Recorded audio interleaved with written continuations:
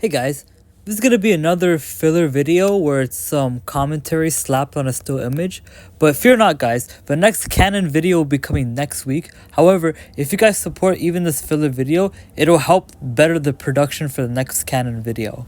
So, what is this filler video gonna be about?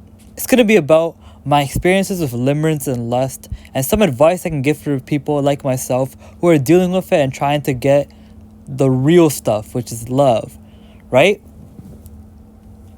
So, I think lust is pretty easy to define on a surface level. But even limerence, I feel like it's hard to define to people. There's a lot of nuance in the idea of lust, don't get me wrong. But I want to focus a lot more on limerence in this video. And limerence is generally the idea of you being in love with the thought or the idea of someone, right? So I've experienced limerence in all of my relationships, unfortunately, and that's not a flex. I'm not sitting here and be like, wow, look how great I am, right? Because truly, who would ever brag about that? But I've experienced limerence and lust in a lot of my relationships, all of them actually. And one thing I've taken away from them is that I tend to communicate to these people I'm in a relationship with what type of treatment I would like to have, but I don't specify where I want that treatment to be taken place in. Because whenever I tell them or whenever I let them know, like, hey, like, I like to be treated this way, they only treat me that way in one way or one form of the relationship. They won't treat me in the form of the relationship where it really matters. So let me get into specifics what I mean by that, right? I like to be treated a certain way in, like, affection, right?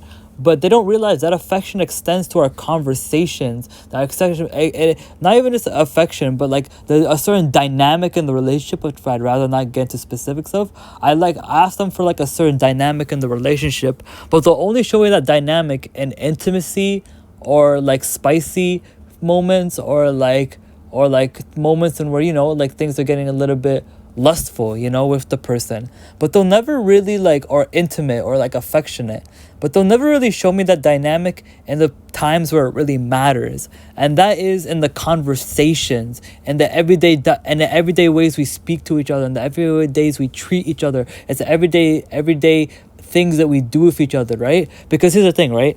It's ordinary to love the beautiful, but it's beautiful to love the ordinary, is it not? So here's the thing, right? People think that when you set the tones for your relationship, it's only in the highlights and not the quote-unquote lowlights. But here's the thing, newsflash, a lot of the things that we consider lowlights are actually very foundational to what we deem as lively and as substantial in our lives, you know? So with that being said, right, what is some advice that I could give to people to deal with limerence and lust and to try to avoid it to obtain love?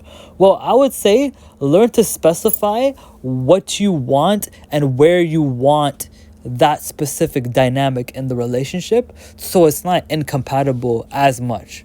Second of all, I would specify please to learn how to ground yourself and learn how to see things from a bigger picture and learn how to betterly screen people who come into your life, you know? So it's like, I get it though. It's like life is lonely and we're afraid of being lonely and stuff. And so whenever someone promising comes, you know, it hypes us up and it intoxicates us and it makes us offer a game.